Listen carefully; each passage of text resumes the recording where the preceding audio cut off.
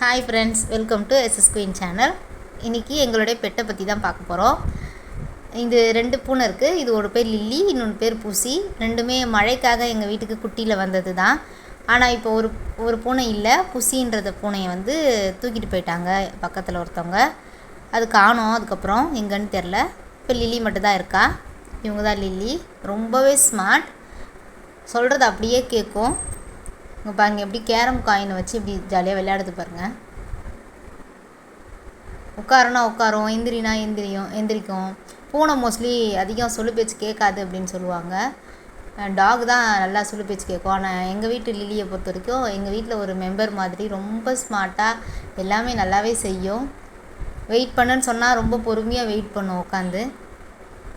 இங்கே பாருங்கள், அவங்க சாப்பிட்றாங்க. அவங்க டெய்லி கருவாடு தான் அதிகம் விரும்பி சாப்பிடுவாங்க.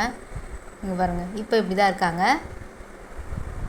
உங்கள் வீட்டில் பெட்ஸ் வளர்த்திங்கன்னா என்னன்னு மென்ஷன் பண்ணுங்கள். உங்கள் வீட்டோட செல்ல பெட் பேர் என்னன்னு சொல்லுங்கள். எங்கள் வீட்டோட செல்லக்குட்டி இது தான். Thank you friends. சப்ஸ்கிரைப் பண்ணுங்கள், லைக் பண்ணுங்கள், ஷேர் பண்ணுங்கள்.